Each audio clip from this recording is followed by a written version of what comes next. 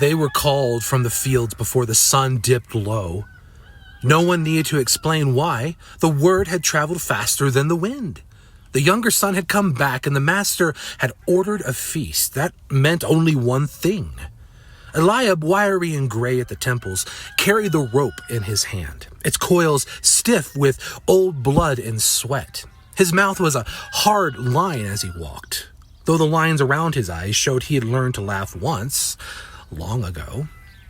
Simeon trudged beside him, younger, broad-shouldered. Miriam, her sleeves rolled to the elbow, brushed straw from her hair as she came from the storehouse, already knowing what was the task ahead of them.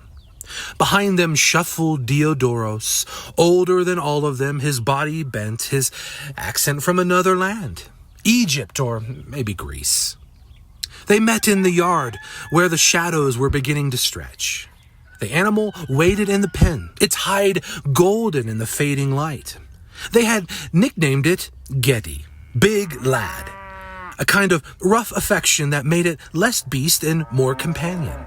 It lifted its head at the sight of them, eyes cautious.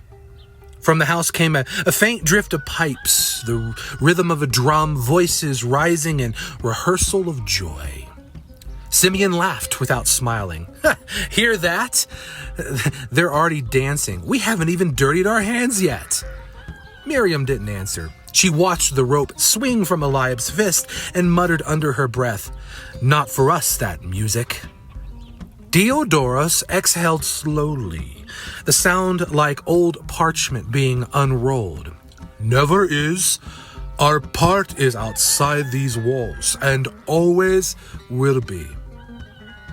Eliab stepped into the pen, rope drawn taut. Geddy balked at once, muscles bunching, hooves gouging furrows in the dirt. Eliab pulled harder, grunting, muscles braced against resistance. Simeon jumped in to shove from behind, laughter sharp in his throat.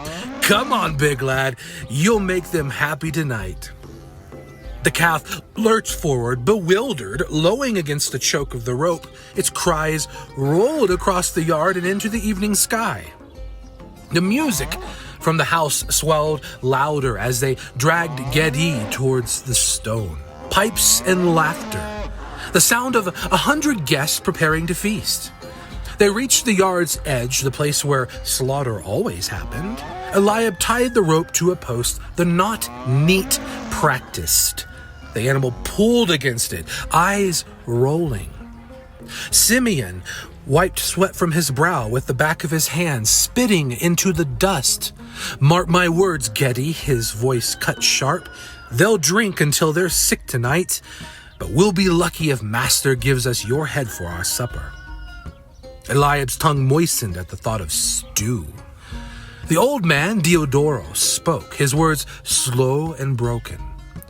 "Once my father had land.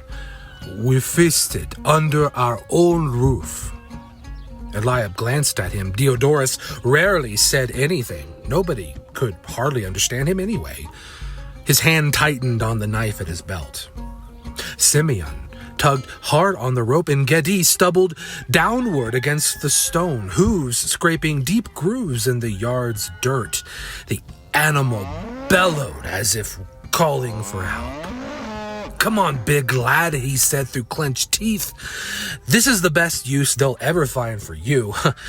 Death is sweet release." No one argued. The words hung too true. Miriam darted to the calf's side, pushing downward with both hands against its haunch. Sweat slicked on her forehead, and a lock of her hair plastered itself to her cheek. "I birthed children with less struggle," she muttered, breathless. Simeon chuckled. "Children, calves, it's all the same. The rich eat, the poor struggle." Miriam's lips twisted. "Except the calf at least gets remembered in song. We don't even get our names spoken." The sound of music floated over the walls again, louder now. Pipes, drum, the clapping of hands. It mingled with Geddy's panicked cries, a jarring duet of joy and dread. Diodoros spoke again.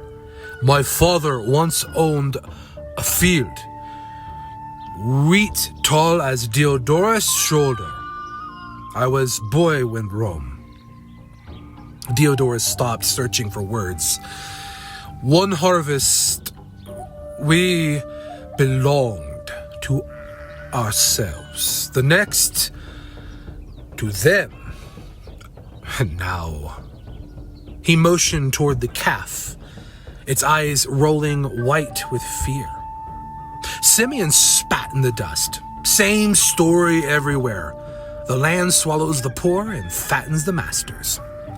They call it blessed, Miriam spat. Blessed to serve. Why does blessed break our back? Simeon twisted his voice into a mocking chant. Bring the robe, bring the ring, kill the fatted calf. His laughter was like gravel scraping. Eliab gave a grunt as he fastened another rope to Geddy's legs. That's the line they'll sing in their cups tonight. They'll forget how it got done. They always do. Simeon lifted his arms, slouching into a swagger. Oh, look at me, I'm back. I've wasted it all, but Father loves me. More wine, more women. Miriam barked a laugh despite herself. Don't forget the elder. Simeon snorted with delight. Father, you never gave me even a goat. He whined in a falsetto, clutching his chest in false outrage. The laughter spilled out of them in jagged bursts. Diodorus's voice returned low and grave. We're shadows in their story. We are everywhere, yet we vanish when feasting begins. That is the way of things. Shadows with eyes, Eliab muttered. No one answered. The music from the house swelled brighter, nearer. Joy, honor, celebration. In the yard, it was drowned out by Geddy's straining breath and the scrape of hooves against earth. Eliab's hand lingered at his belt, thumb brushing the hilt of the knife. The others fell quiet around him, as if all their laughter had been spent, emptied out like wine from a cracked jar. Miriam wiped her palms against her tunic, streaking them with dust and sweat. Let's get it done, she whispered, though her voice lacked conviction. Eliab drew the knife. The blade flashed in the dying light. Its edge had cut through countless hides, though never for their own tables, always for someone else's feast, always for joy they did not share. Simeon took hold of Geddy's head, forced it down with a grunt.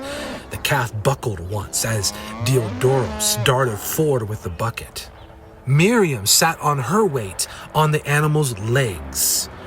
The knife cut deep and hot blood gushed in a sudden, violent surge, spilling over their hands and wrists. The smell of iron filled the yard, heavy and metallic. Simeon cursed under his breath as the calf shuddered, nearly pulling him off balance. The bucket filled quickly. A spatter struck the boy's cheek. No one spoke as life slipped away. The music from the house surged louder, pipes shrill, drums beating, voices shouting. Simeon did not move his hand.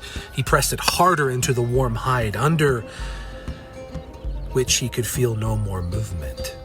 His voice came soft, almost a whisper, but sharp enough to pierce them all. We're like you and me, needed but never chosen. The words hung in the air, heavier than blood, heavier than the silence that followed. Eliab wiped the blade needlessly on the hide before beginning a slit down the underbelly. Miriam shifted, her face pale. Simeon set down the head with a thud.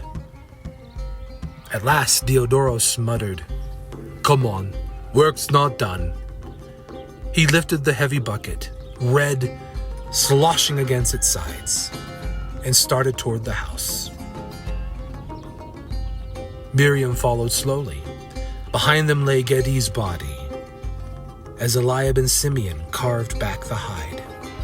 From the great house, laughter roared like fire, swelling with each moment, the sound of life being celebrated, the sound of a world where they did not belong. And in each of their chests, the same quiet question burned, unspoken but shared. If love is real, does it ever reach this far down?